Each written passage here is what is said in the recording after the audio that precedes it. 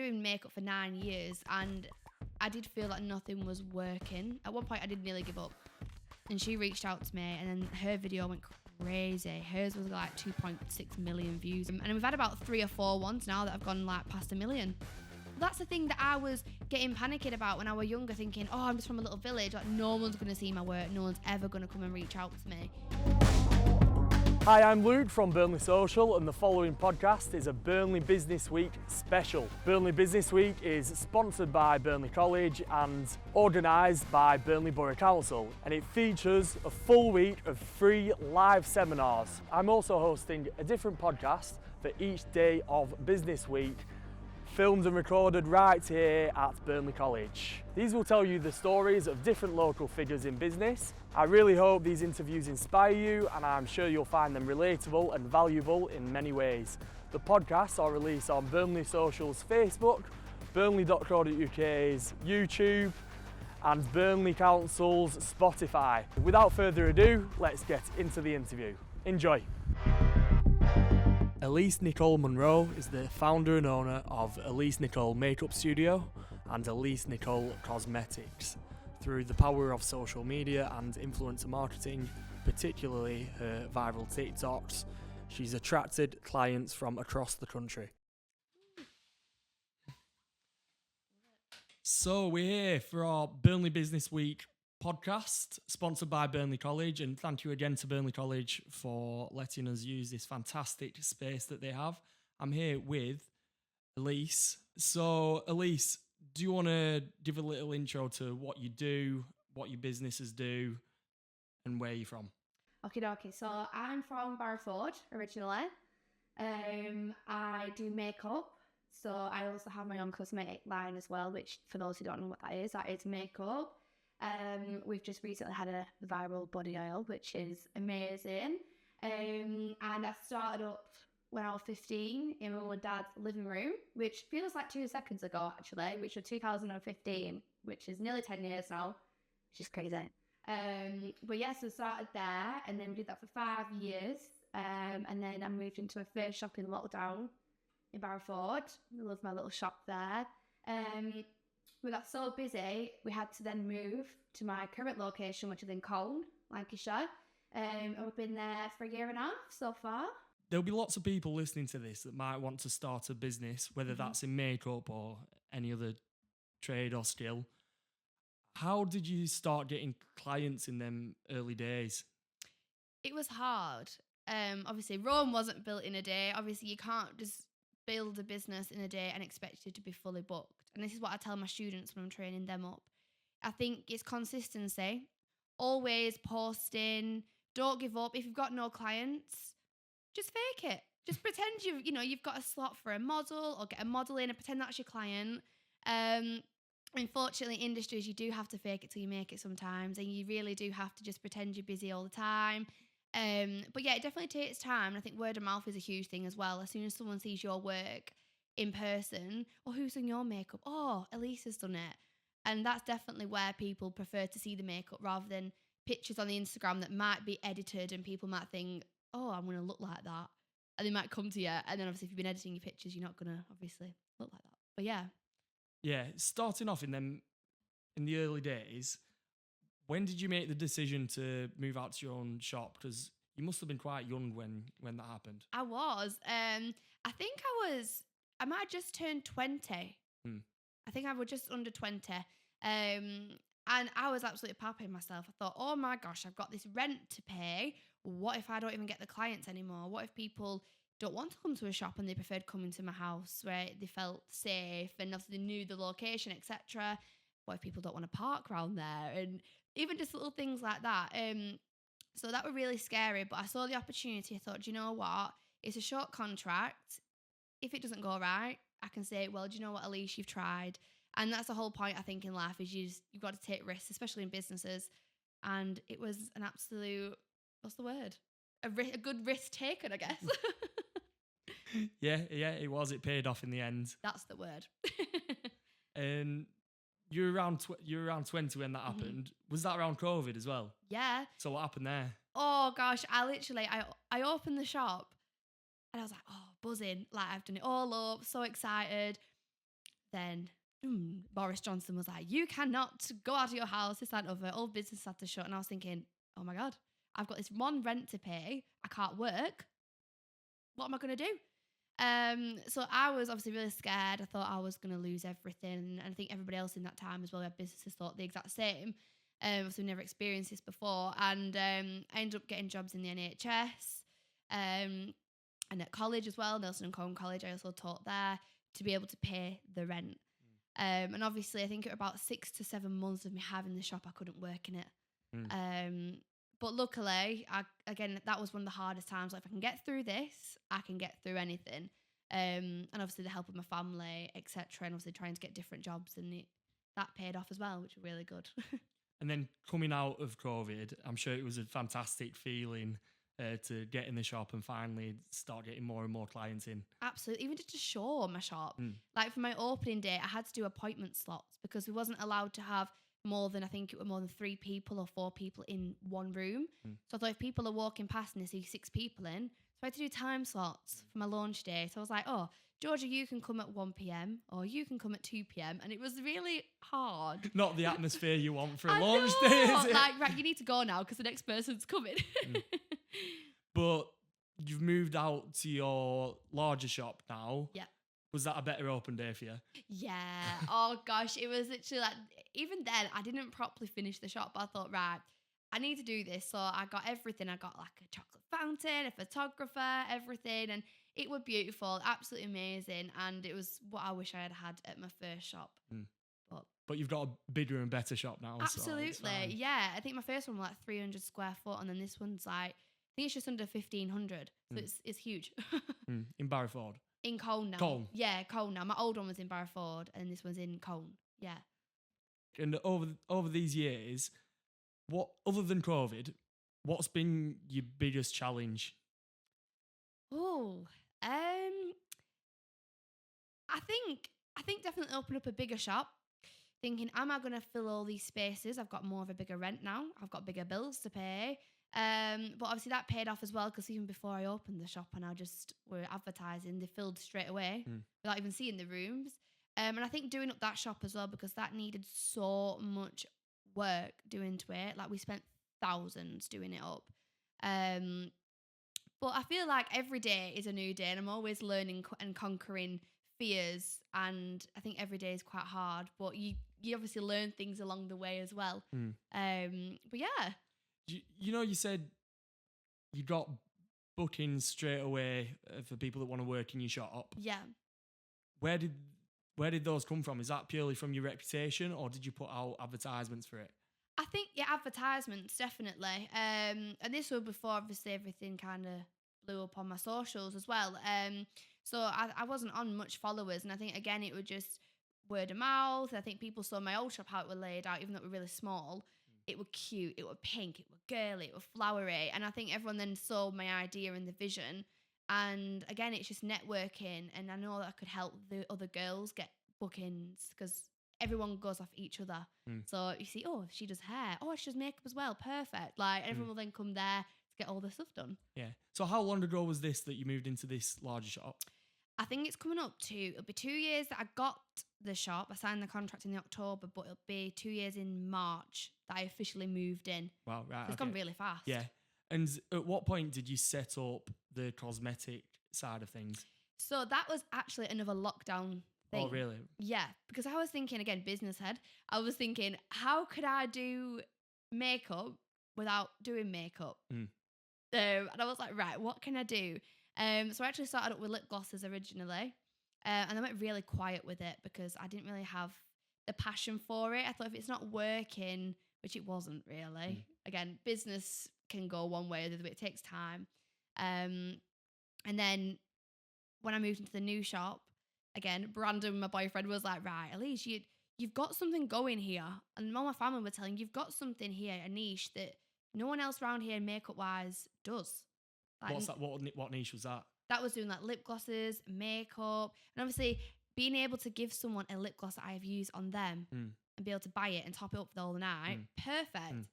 And then obviously after that, I then moved on to doing concealers, contours, setting powders, and all viral body oil. But yeah, that's that's that really. Were there any hurdles when you were making this makeup brand? Were there any, supplier issues, that kind of thing? Yes. We've actually recently, like within the last month, had to spend thousands. We've had a bit of a malfunction with our body oil sprays.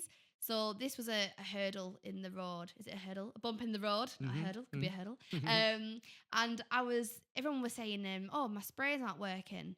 And I was like, oh, there were a couple. So I kept spending like spray bottles out and extra pumps and extra body oils for them, giving them goodies. I was losing money of doing that, just so I didn't get any bad reviews. And then I thought, right, there were that many people going, mine's not working, mine's leaking, mine's not spraying.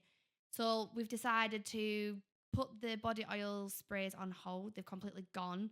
And we've got new packaging coming within the next couple of weeks, which is actually a squirty pump.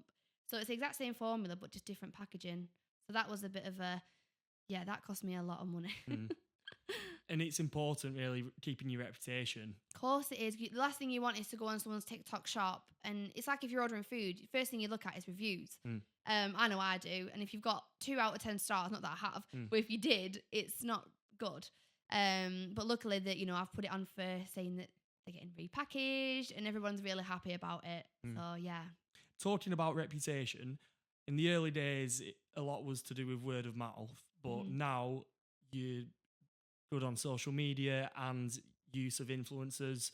So do you want to go into how you utilise that for growth? Yeah, absolutely.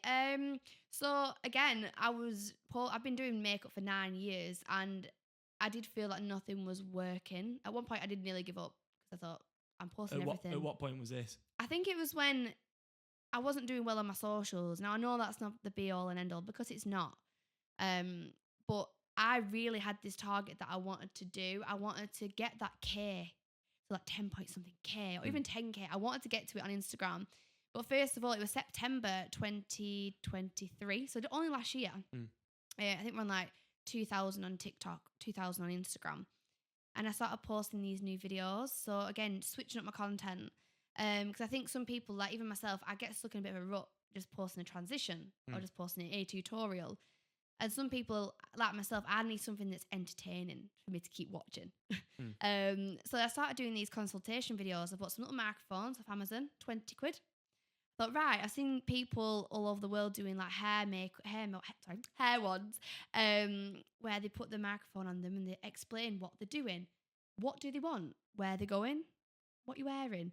Etc. And I thought I could do this, but with makeup. So I got my model in. Again, she was a model. She wasn't even a client. Again, fake it till you make it. And I literally sat down and we just started filming it. And that is completely different now to how I set it out, obviously now compared to then. And I just started recording and I obviously did in little snippets. And I just literally was like, so where are you going? And she was actually going somewhere, which was good because it wasn't making up a scenario. Yeah. But yeah, we were literally just saying like, where you going, what you wearing, what do you want your makeup like? But most of these videos I'd seen on TikTok, they just did the start. They didn't do the end, which everybody wants. Even if you just skip to the end, which I know I do on TikTok all the time. I'm like, oh, I can't bother watching all this. I want to see the end of it. And then that one in that night, I think got like 25k views. And I was like, oh my God, I've done it. Like this is a new thing, this. So every single day I was posting these, I was getting models in. They weren't even clients. For everyone that's watching now, they're like, oh, it's all fake. No, it's not. It's not. It is real. Half of them are real. But again, you've got to get people in all the time. And then they just started going crazy. Then I was getting big influencers reaching out to me and following me. Some of them I didn't even know were following me at the time. So I was like, oh gosh, I better follow you back. And we recently did one with, I think most of the people who go to college stuff will know who she is. She's called Amy Charlie. And she's got like 3.3 million followers. And obviously I think she's only like 16, 17, but I didn't actually know who she was because obviously I'm a bit older than her. And she reached out to me and then her video went crazy. Hers was like 2.6 million views or something like that. And we've had about 3 or 4 ones now that have gone like past 1 million. 3 of them gone like 2 million. Have you recognised a pattern of which ones do the best? Yeah, and it's not always like big influencers either because Ami's went viral and my friend Ellie, hers has gone viral. But again, it's like constantly doing the videos and different things of what they're wearing, and people are getting nosy. But I think I saw obviously everything going viral, and I couldn't believe it. Honestly, I literally cried my eyes out. And again, the followers were coming in from that. How many followers have you got now, off the top of your head? I think it's 115.8k. It actually went down the other day. It was 0.9, but we don't need to talk about that. But then again, my Instagram. But Instagram is such a hard platform. It's completely different. But again, I reached that a lot slower. So I reached 10k. Oh gosh, I absolutely cried my eyes out to that. And everyone were like, why are you crying? I was like, this is something I've dreamt of for 9 years. Some people get them faster, some people get there slower, and I was one of the slower ones. And now I think we're on like 12.1k, which is absolutely insane. But obviously it's a lot smaller compared to TikTok.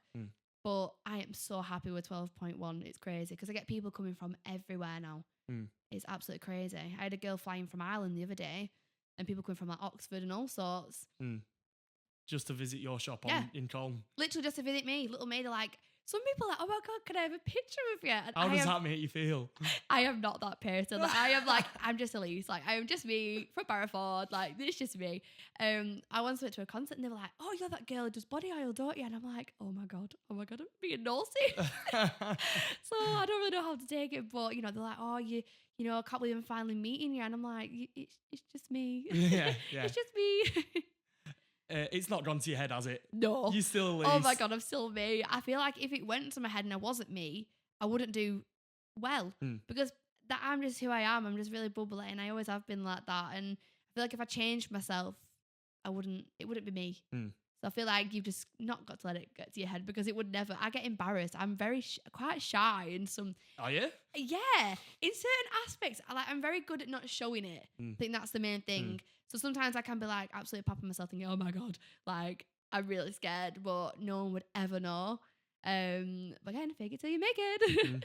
Fake it till you make it, but stay authentic in terms of your personality. 100%. If people come to you because they like you, and I feel like if you're trying, you want to try and fit in with the industry and stuff and trying to be different all the time and you're not yourself, I feel like people love you for you. And I feel like that's a huge thing as well. Yeah. Over the years, what's been your favourite thing to come from your work? Has there been any special events that you've been to, or anyone that you've worked on that's been to a special event that you can say, I did that? That's a big achievement. Yeah, I mean, we recently did our own launch party in Manchester. I hired out part of the menagerie in Manchester, and I was like, oh my God, like I'm actually doing this. I was really, really nervous. One, if nobody actually turned up. Two, if nobody actually liked the event. But we did it, and it was absolutely amazing. Again, we invited the influencers that I'd worked with. And again, this was actually only in May of this year. Before I actually worked with even bigger influencers. But it's been absolutely crazy. I feel like the opportunities that it's brought me is something that I've just dreamt of since I was little. Like even starting my business is something that I want to look like. I want to be like her. I want to do well like her. And even now I'm like, oh, I could be doing well better. And everyone's like, Elise, you are doing well. But I'm like, I know, but when you've got expectations and you've got things that you want to achieve, but I think I need to stop being so hard on myself. Yeah, you do. You definitely do. But talking of things that you want to achieve, is there anything else that you're looking for in the future then that you can talk about? Oh. Or is it a secret? Do you know what? I feel like I am that person that just like thinks, right, one day I just wake up and right, I want to do that today. I'm going to get that goal done by the end of the year. And I feel like my next goal is definitely to get the followers up on my TikTok, get some even different more. Yeah. Why not? Absolutely. Why not? Aim high. And I think I just really want to push my cosmetics as much as I can, and get some more viral products going out there. And yeah, I think hopefully just keep blossoming. You never know, in a few more years' time, get a bigger shop. I don't honestly, I can't say where I'm going to be in another 5 years because I don't know. Do you like being based in Colne? I love it. Absolutely love it. I think people prefer it because it's just off the motorway. Again, people who are coming from Manchester, coming from here, there and everywhere, I think it's easy. Yeah. What do they think of the area when they're coming around East Lancashire and they've maybe never been here before? What do they think of it? they're very broad, first of all, with our accents. So like, oh my gosh, you're very broad. Like when I go, no, or wab. But I think the people who came from a Barrowford one to my Combe one found it so much easier to want to park. And obviously it's a lot bigger. And I feel like Cone's up and coming as well. I know a lot of businesses are moving to Cone, and I think it's great. I love it. And I think it was, again, that was a decision, even though it's 2 minutes from Barrowford, thinking, oh, I'm a Barrowford girl. Like, I've lived there all my life. My family are from Cone, but I've never properly like situated myself in there before. But yeah, everybody loves it. Even all the girls that work in my salon, they love it as well. Are you well connected with local people in the beauty space? Like, I know you're close with Carrie Ann. Yeah. How did you meet her? And is there anyone else like her that you talk to that are big in this space? Yeah, I mean, I think a lot of the people that I've met now they're not from around here. They're more like Manchester or like Wales and down the Lake District and stuff like that. But yeah, I met Carrie. I met her through, I think we're doing shoots and stuff. Again, for those who don't know, do you want to just tell people who Carrie is? Yeah, she owns Rennie K Couture in Barrowford. It's like a clothing brand and her own clothing products, etc. But yeah, we've met obviously through shoots and doing stuff like that. And I think that's a great thing with this industry. You're constantly networking. Even when I went to Marbella, I networked with the photographer, the videographer. I got each of the socials, again, 2 more followers. And it's absolutely great. And I just love meeting new people. Like, I'm that person, I'll walk in, and I didn't know anybody on this trip in Marbella apart from me and Ellie. And by the end of it, I've known everybody, got to know everyone, and it's great. You got to push yourself out of them comfort zones. Yeah, it's good. I see Carrie similar to you in the fact that she's made a name for herself nationally. And she's from Barrowford. Yeah. And she's getting all these celebrities wearing her dresses and influencers. So I see similarities there. Absolutely. I think it's amazing, like, where you come from such a small village and you've seen all these like influencers and celebrities coming. And you don't have to live down in London in a big city. You can be in the countryside. Well, that's the thing that I was getting panicky about when I was younger, thinking, oh, I'm just from a little village. Like, no one's going to see my work. No one's ever going to come and reach out to me. This is also before I was driving and things. Because sometimes I go out to them. But then now I see, obviously, like, it is possible. You've just got to work at it and put your mind to it. And I think that's a huge thing when I'm teaching my students. Like, you've got to work for it and put the hours in. Like, I'm constantly working. Like, weekends, I hardly ever go out because I'm always working. But again, I'm trying to sort that out for my future. So I can then sit back and relax. And hopefully in my 30s, I can sit back and relax a little bit. Yeah. Have you got any advice for people that have started a business and they want to utilise social media to grow in that business? Because majority of your clients will come from social media, seeing you on social media. Have you got any advice for someone who wants to get to your point? I think, again, it's just believing in yourself that you can do it. It might take time, it might take years like I have, or it might happen overnight like that video did. And I think it's consistency and being different to what everybody else is posting. Be unique, be authentic to yourself. And I think just be you. And I think if it fails once, try again. Try something different. And I think I wish I had told my little 15-year-old self that Elise, it is going to be okay. You've just got to, manifest and work hard at it. But again, socials, Instagram is quite hard sometimes. It's a completely different algorithm to TikTok. But again, if you're trying to post things on there that you post on your TikTok and you know it did well, do that on your Instagram as well. Absolutely, just keep posting all the time. But I think that's, again, I was saying to you before, wasn't I, that I don't actually know how I've done it. I think, again, it's just not luck, I think, because obviously I've worked hard for it. But again, it's just that luck with getting that viral video. I think once they start trending, like I've had one the other day that went back trending again that were like 2 months ago. So things can always pop up on the TikTok algorithms. I think just keep going. I think consistency is a big thing, isn't it? Yeah. The more you're going at it, the bigger chance you are at getting a viral post. 100%. I think some people say, oh, you have to post 3 times a day at certain times. You don't. Like, Just I haven't got time. Yeah. I just think, oh, do you know what? I walk up, post my TikTok. Or I normally do it at evening when everyone's come home from work and they're on the phone. Because that's the first thing I do when I finish work is go on my phone, chill. Especially open the TikTok app and I'm like scrolling for ages. Well, I should be uploading myself, but hey ho. But yeah, I think definitely just keep posting a consistency. What advice have you got for someone who's nervous to put themselves out there? Obviously, you're in all your videos, talking, showing off your personality. Do you ever get criticism? Do you ever get backlash? And how do you deal with that? Yeah. At first, like, I do have to be careful, especially if I've got younger clients on my TikTok page. You know, if it goes viral, because people unfortunately have opinions, and sometimes they don't keep the opinions to themselves. Obviously, they go on the keyboard and start posting, obviously, what they want to say. And when I do post a video, I do keep on it. If there's any negative comments towards the person that obviously I've uploaded to, I do delete it, just because, one, if they're really young or they might not be feeling good the next day. I don't know, you know, you never know what people are going through in circumstances. But regards to myself, I mean, I've had it since I was younger, when I was at high school and stuff like that, people being nasty and hard work. So I feel like I'm just used to it. But you do have to have a thick backbone. Is that the word? Thick skin. Thick skin. Thick backbone, whichever. One of the two. But I think you've just got to rise above it and just think, do you know what? You coming on here to even comment is actually helping. Thank you. True. Thank you for coming on. That's how people should look at it. You're getting more engagement from these criticisms, aren't you? Exactly. Like, thank you for coming on my page, commenting, taking your time to do that. But again, relating back to what you said about going onto the videos yourself, that took me time.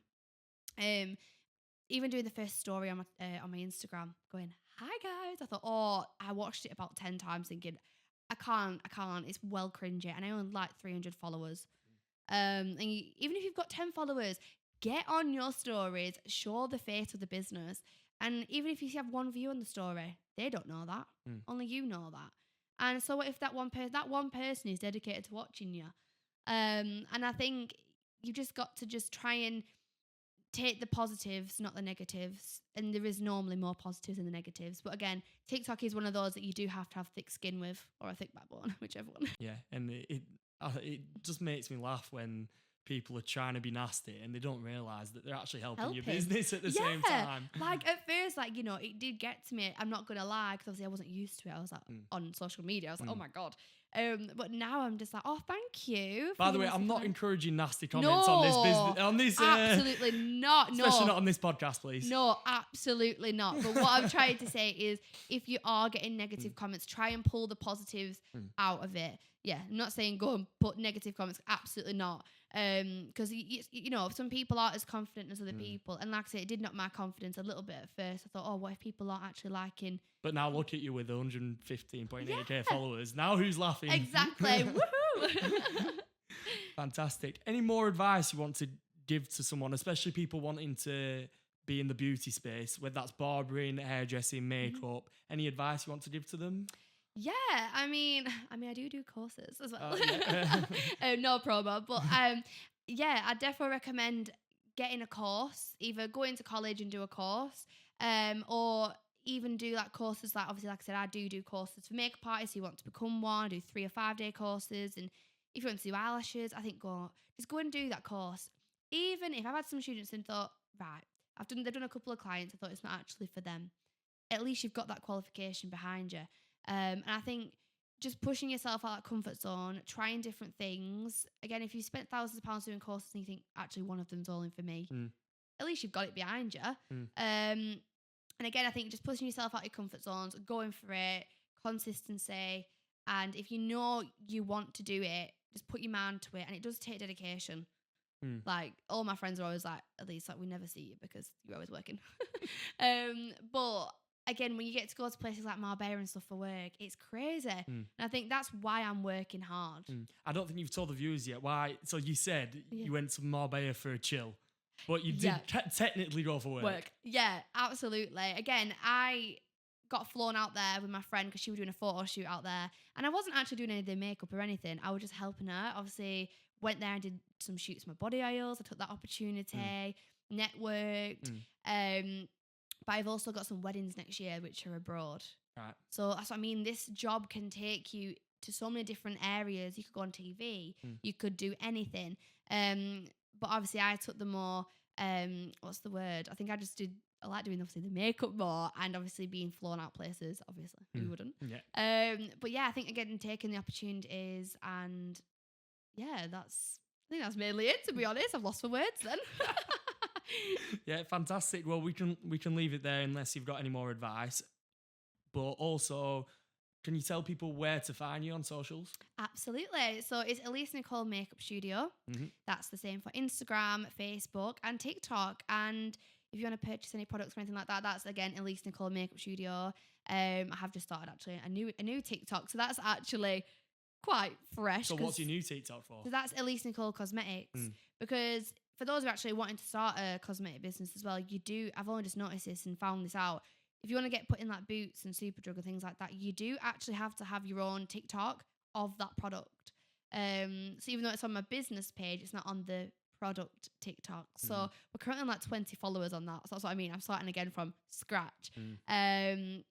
Is that the aim with your cosmetic business to get in Boots? And yeah, I think in fact that is another thing that I want to achieve. Forgot about that. Yeah, I do want to get it hopefully in Superdrug. Boots, Superdrug, if you're listening. Hello, help me.